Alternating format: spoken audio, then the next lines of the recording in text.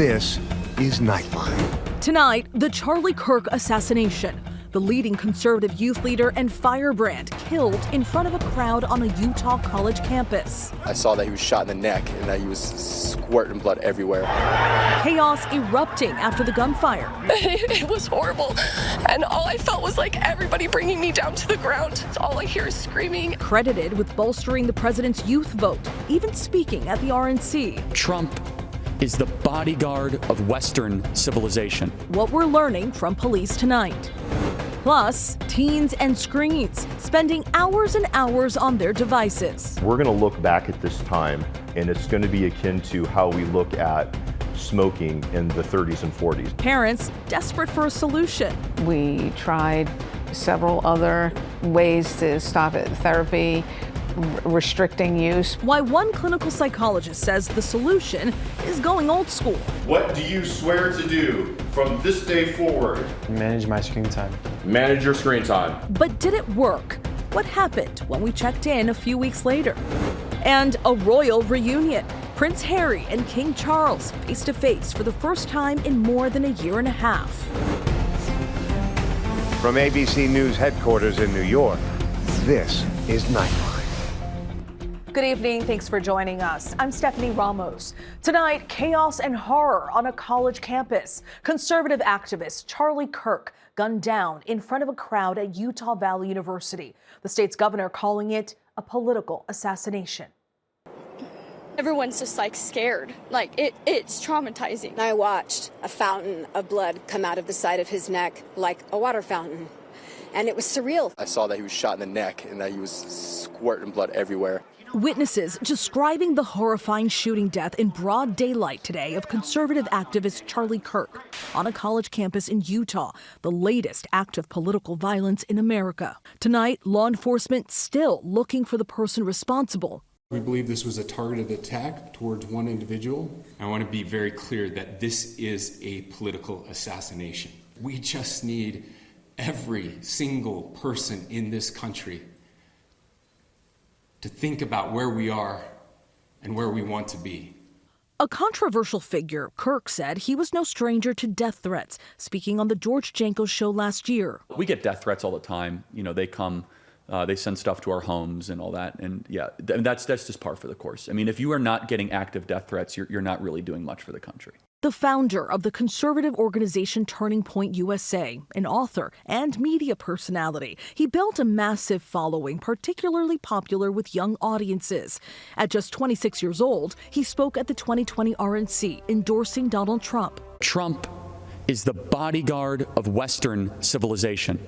Considered family by President Trump, his influence outsized in the MAGA movement. Charlie Kirk was seen as the force behind young conservatives. This was a guy that actually electrified that sector of the base. And for Donald Trump, this was a critical voting bloc in every time he was on the ballot. And to think that one of their own, someone that they saw as a kid, rise up over 10 years, to think that he's now gone, it has really rocked people in Donald Trump's orbit to their core.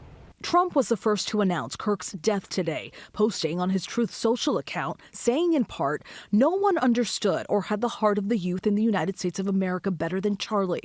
He was loved and admired by all, especially me, and now he is no longer with us." Trump remembering Kirk in a video posted later. Charlie inspired millions, and tonight all who knew him and loved him are united in shock and horror. The 31-year-old leaves behind a wife and 2 young children.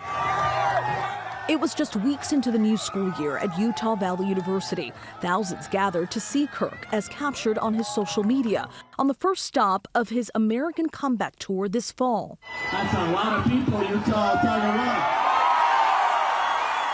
Hosting debates between conservatives and liberals called Prove Me Wrong. Get comfortable. Bring the best libs that Utah has to offer.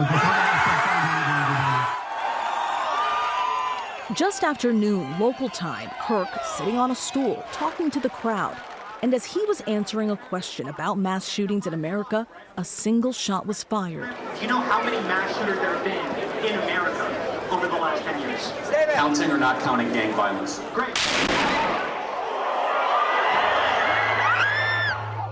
Witnesses hitting the ground, some chanting.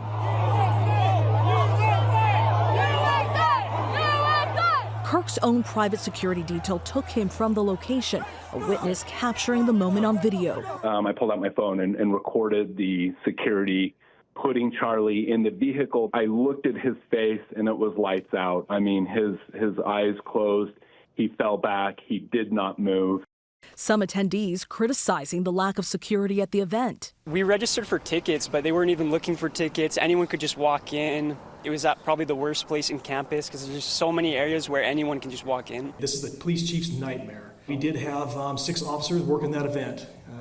We had probably over 3,000 people that were in attendance. Investigators say they believe the shooter was positioned in a higher location from where Kirk was speaking. If you have an event that there's really no getting the people, check the people out before they come in, probably should have done that, but even still, that wouldn't have worked in this particular situation. All of a sudden, you got a person on a roof. Outdoor venues are extremely challenging. Hours later, authorities announcing that a person of interest was in custody, but FBI Director Kash Patel posting on X that the person was released after interrogation. I want to make it crystal clear right now to whoever did this, we will find you.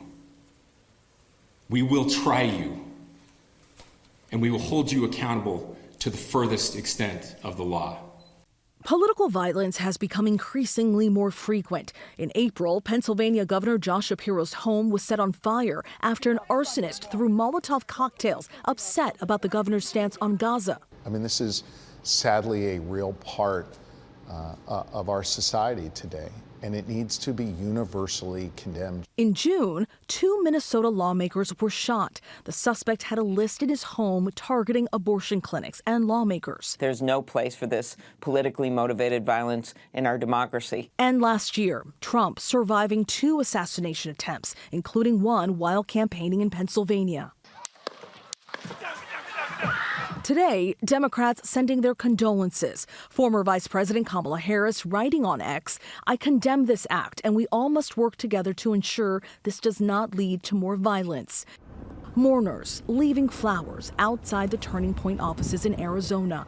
Trump ordering all flags to be lowered to half-staff in honor of Kirk. We hear so much about young progressives, but Charlie Kirk and young conservatives, that is a movement that I think he's going to be tied to and remembered for quite some time.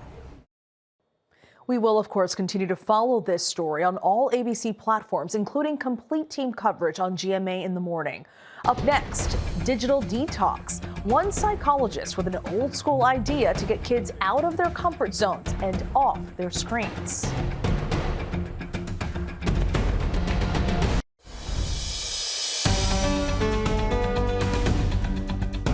Welcome back. It's no secret that most of us spend too much time looking at our phones. But for teens, paying attention to screens can mean they miss out on connecting with others, making relationships, and just being kids. One psychologist decided digital detox was an idea best served up old school. Here's ABC's Mola Lengi.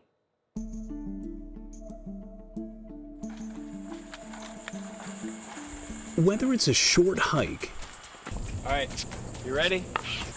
or a thrilling game of pickleball, these kids look like they're doing what kids do best, just being kids. But behind all the fun and games is one man's antidote to a growing screen addiction problem for teens. With the school year underway, could a summer camp of digital detox be the answer? We want to create this unfamiliar environment to them that's just completely different from home. We use all 3 strategies. And this is Dr. Mike Bishop. Campers call him Dr. Mike, a clinical psychologist and the brains behind this camp designed to help people get off their screens. I started this program because I saw my own children and the street that we lived on, all the kids on the street were just interacting and playing differently than I did. Like 21-year-old Wendell Williams, who's trying to get some control over the endless hours lost to screens. His parents thought what Dr. Mike was doing sounded promising. He was staying on his computer all night, and he could not get off on his own. We tried several other ways to stop it, therapy, restricting use. So we were kind of desperate, actually, to find something. But can a camp like this really make a difference? What is Summerland Camp? So our program essentially teaches a basket of strategies to help manage screens and all the comorbidities that make them go to screens in the first place. It's recognized as a growing problem in a world where screens are ubiquitous, dominating our lives. So I would say that screen addiction at this moment is at an all-time high amongst teens. In the U.S., more than half of teenagers reportedly log 4 or more hours of screen time daily. I come home, slam the door, straight up the stairs on the computer. I'd see the lights on at 1 o'clock in the morning. Netflix's second most popular show, Adolescence, recently stirred debate about teens and the toxic side of smartphone use. And at least 31 states in the District of Columbia have banned or restricted phones during school hours. We're going to look back at this time maybe 50 years from now, and it's going to be akin to how we look at smoking in the 30s and 40s. Oh my gosh, we used to give toddlers iPads as babysitters. What were we thinking? All right, let's go. Make the screen time go away.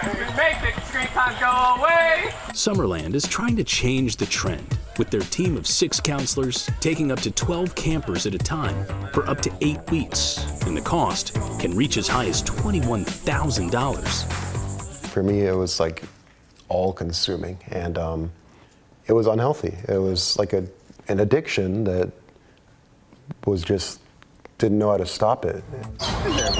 Like many summer camps, it's an absolute no phone zone. No tablets or video games here either. Just face-to-face with Mother Nature. I think we've got a generation coming up that is fairly disconnected. Disconnected from nature, disconnected from meaningful social relationships. The campers here range from teens to early 20s. Most say they're neurodivergent. They have conditions like ADHD, OCD, or autism, and they come here from every corner of the country. I'm from Madison, Connecticut. Okay. I'm from Knoxville, Tennessee. Menifee, California. Wendell, Marcel, and Gavin are here because both they and their parents saw a problem. Raise your hand if you have a social media account. Raise your hand if you play video games. How big a part of your life are video games? It's appalling how much video games can contribute and almost consume your free time or life. And you're like, whoa, it's like already 10 and you started like at 5 p.m. And it's like, where'd all my time go? How is it affecting your relationships? Whether it was with your parents or siblings or friends or... For me, it was like, I noticed I was being a bit more rude towards my parents and like just kind of not doing exactly what they say. Games and screen time to the tune of tens of hours a week. And on weekends, watch out. So weekends, what kind of numbers you putting up? Weekends probably like 10 to 12. 10 to 12 hours a day. Dr. Mike push-up challenge. Let's see how many you can do. Let's go, Doc. Ready? 1, 2. The name of the game here is to push these kids out of their comfort zone. 7. It was a big leap because I usually fall asleep to YouTube. You know, meeting new people is difficult, but everyone here makes it really easy to meet them. But over time, over like a week, you'd get used to it. It's so inspiring to see a young person come in the first day and, oh my gosh, there's a bug on me, and just completely freak out because a mosquito or a fly or maybe there's a bee flying around. Treating screen addiction, it's an ongoing and unique challenge. When it comes to substances, we would want an abstinence-based approach. When it comes to screens, it's a lot harder to do that because teens are a lot more connected. We would have to do more of a moderation, which can be more challenging. The problem is complex, so the tools can't be as simple as a fun day of hiking or swimming at the beach, can it? And Dr. Mike says his system is rooted in established psychology norms, with campers doing group therapy sessions daily. Self-regulation, which is what the program is all about, building self-regulation skills, is about monitoring and controlling behaviors along with emotions and thoughts. Thoughts control emotions, which therefore control behaviors. So, after weeks of digital detox, did it work? After like really talking about it in these groups and these sessions that we do, I was like, okay, I really need to like just stop and just be like, I'm not gonna be on my games as much, just like really try to push it away. On the weekends, we get our phone for 15 minutes to like call our parents. And like if it was back then, I would get the phone, I would just immediately start, you know, doing like watching stuff or like playing games or whatever. And then recently when I get the phone, I don't have the urge, you know. I just say hi to my parents, tell them I love them. And yeah, I just don't have the urge to do that anymore. It's graduation day. Rise, my order of the Summerland Knights. Each of the campers takes an oath. Wendell, what do you swear to do from this day forward on your quest? I swear to budget and manage my screen time. By the order of Summerland Knights, please rise. The real world lays ahead. Any concerns? The triggers out there? The point of the program isn't to completely eliminate screens from your life. It's to monitor and control it so you don't overuse them. And there's a fine line between just using one and an addiction to it. It's been 4 weeks. Wendell is back home in Connecticut, getting ready for his sophomore year at the University of Rhode Island. But we wonder, has it been hard to keep his pledge? I really feel in control. Like, this device does not run me anymore, and I'm like, okay, I know what to do. He says what used to be up to 36 hours a week on his phone has now dropped down to around 8 hours. Now I keep my phone downstairs when I go to bed. When I feel like I'm gonna go pick up my phone, instead I'll just like try to read a book or do something else or find a more useful way of my time instead of just scrolling endlessly. For Wendell's parents, they believe the camp was worth the price. Ultimately, it is up to him to apply the knowledge. And like every other addiction, it might stick the first time treatment. It might take a second round of treatment to stick. I would like to be a counselor there one day, like go back and like help take care of the kids and like teach them what I learned there. What's it like to see that transformation? There's nothing more satisfying than taking a group of kids out into the woods that are you know, they're a little grumpy, they maybe don't want to be here, and then, oh my gosh, this is actually fun. Hey, there's a whole world out there, and y'all are missing out. Time away from your phone. That is what we all need. Our thanks to Mola. When we come back, Prince Harry and King Charles face to face. What Harry said about his father after the visit.